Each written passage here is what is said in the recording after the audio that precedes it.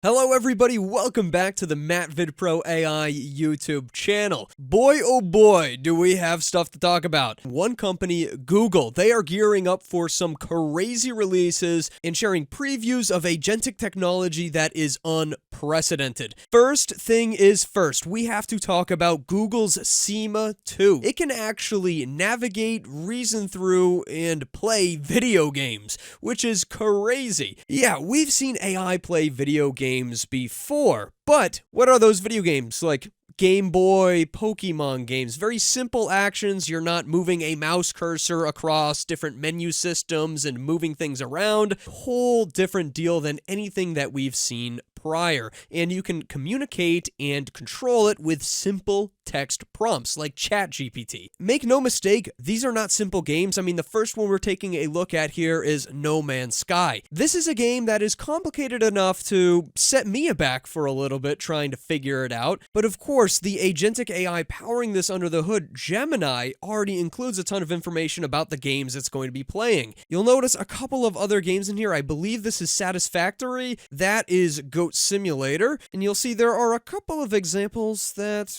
don't seem to be recognizable video games at all. Honestly, it's about time I stop yapping and let you guys just watch this demo video for yourself, and then we'll talk tech. Our most capable AI agent for virtual worlds.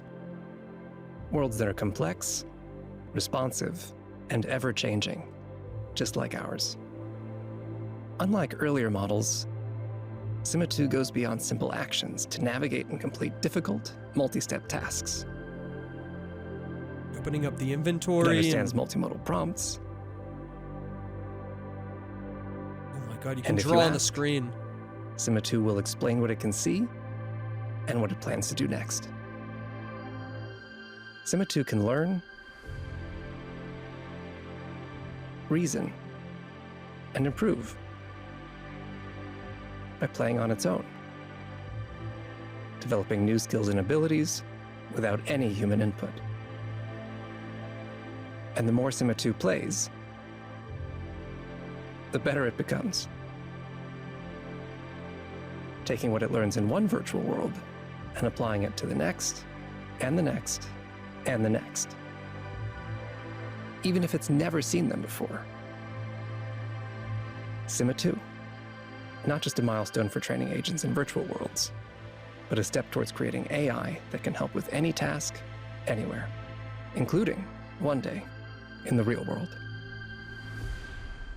This model has full multimodality. It can take in video, it can take in images, it can take in audio and text. The output actually controlling the virtual environment is obviously aided by the user. In this example, we can see the user draws a poor example of a spaceship. Go find this object in the world. It can understand it's supposed to be a spaceship, and eventually it will go ahead and actually be able to find it all on its own. You can see in more complex puzzle-style games, the user has to correct the AI. That's not a cube. Put it down and pick up the cube. You can see it then puts the pyramid down to go find the correct piece. They've hinted at it in the demo, and we'll talk about this deeper. They've hooked this thing up right to Genie 3, which is sort of the opposite. Genie 3 is a world simulator and generator. This right here is Genie 3, asking it to go touch the orange coral. This would also be Genie 3, as well as this butterfly example. SIMA 2 is powered by Gemini. We assume Gemini 3, considering this is cutting-edge technology and Gemini 3 isn't even released yet. It's been trained to understand and attempt to complete a high-level goal, and the testbed is video games. It can actually carry out detailed instructions in worlds it's never seen before.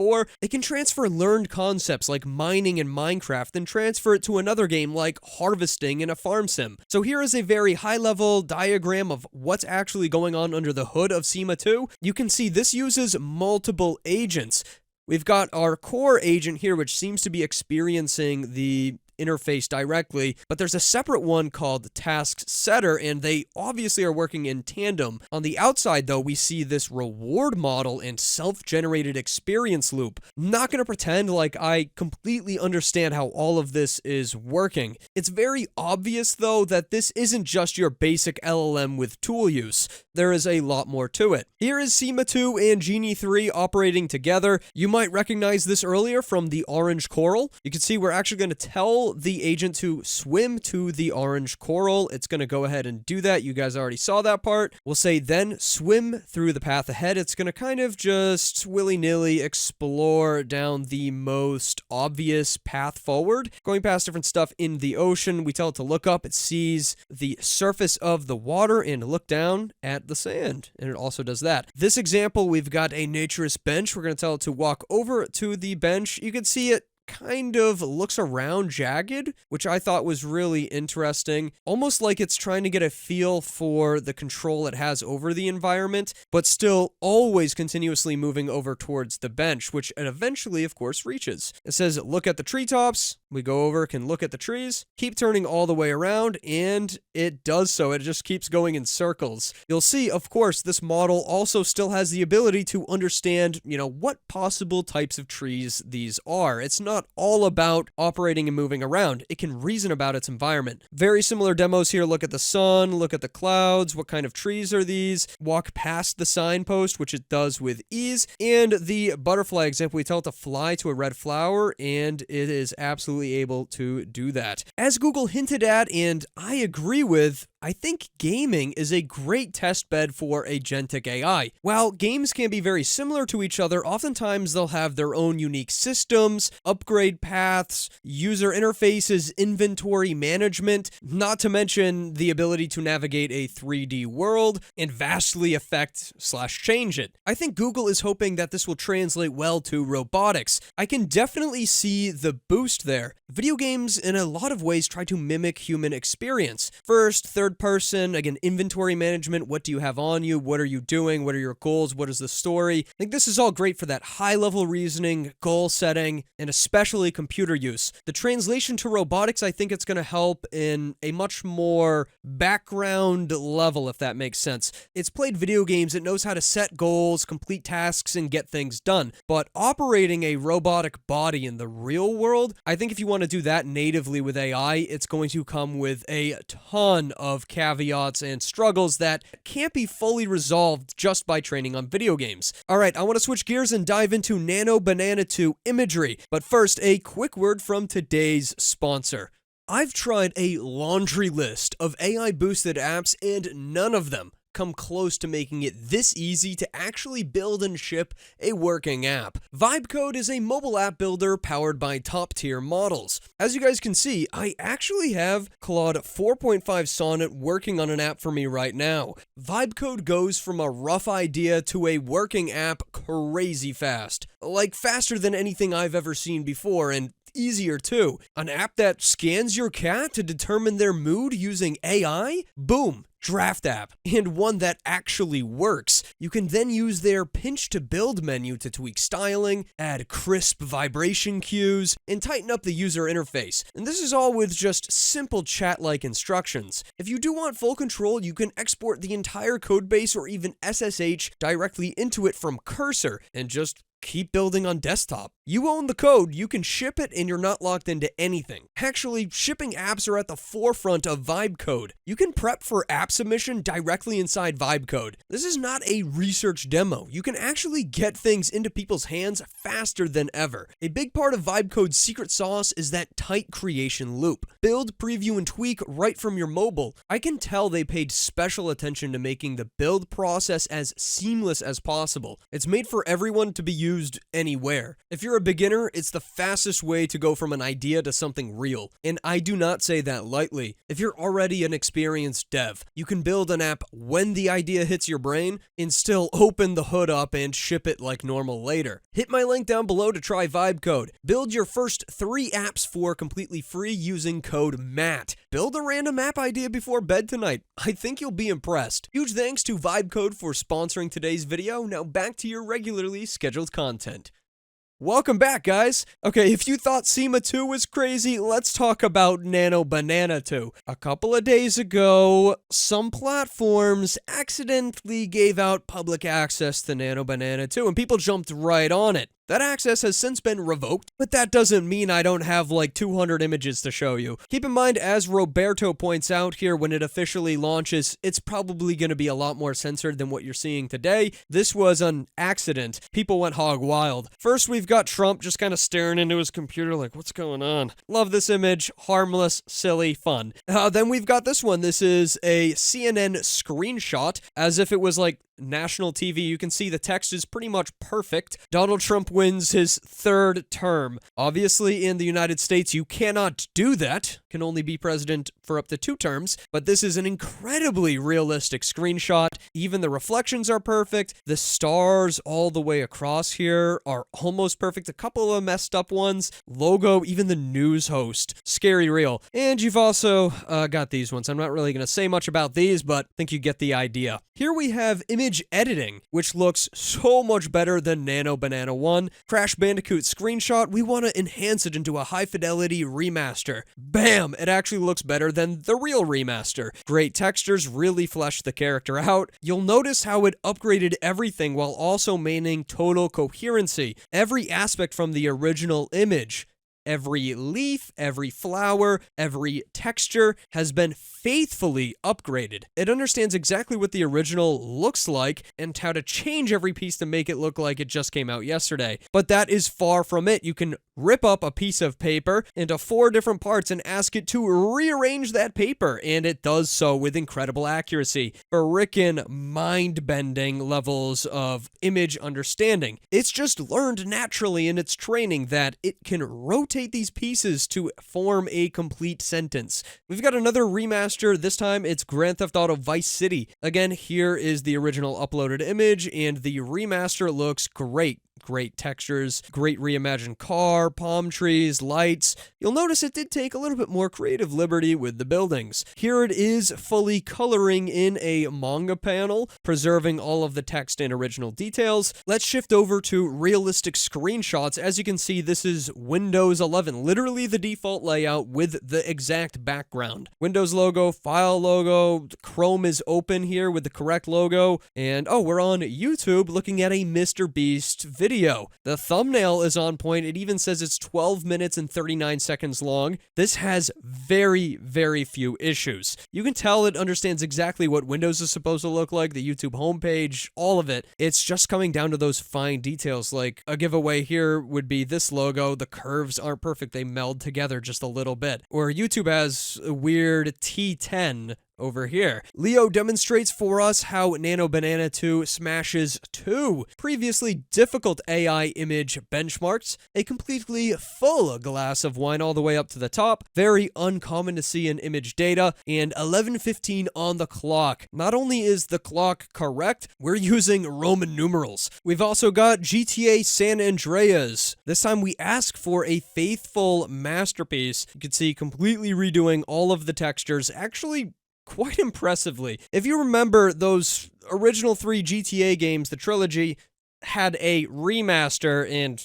it turned out to be complete crap. This looks a lot better even, just as like a screenshot image. Reasoning through images is definitely also experiencing a bump here. We can draw a line following the ball's path. Literally, we'll just edit the image, draw a line down here, an extra ball to show it's going to hit this, then bounce down here, and then finally land in this cup. Very, very cool. We can also, of course, adjust images. Hey, I've put this building in a red box. I want you to show me an above ground angle, and it absolutely generates that. Obviously, it has to hallucinate everything else that it doesn't know, but it does a very good job given what we can see in the first image. It's believable. You can also instruct with imagery, literally just doodle on top of an image. Like, hey, this guy, he's playing a guitar. There's a bookshelf over here. Put a plant over in the corner. Dang, absolutely is able to replicate that. I do notice a little bit of color shift in the tones here, but it's not really a bad thing. It kind of looks like it corrected it, if anything. Definitely the same guy for the most part, as much as Google can go off of one image, right? Spyro also got the remaster treatment with some very crazy and impressive grass. Here's a photo of a robot. I want you to disassemble and lay all of the parts out. All 4 wheels, the main body, the arms are separated, although it does look like it added a little bit of an extra arm right here. Some basic hardware to put it all together, the head. This is pretty believable. Good level of reasoning here, although it looks like there might be a separate blue gear on the back. Here we can see a watch showing 632. It gets very, very close, a little bit past 632. This is probably some of the most advanced testing I've seen for Nano Banana 2. The prompt here is to solve a math problem, write the full solution on a whiteboard. And this isn't like super easy math or anything. It's enough to require a lot of steps for the solution, and of course make these numbers and letters actually render out correctly. Much better than the original Nano Banana.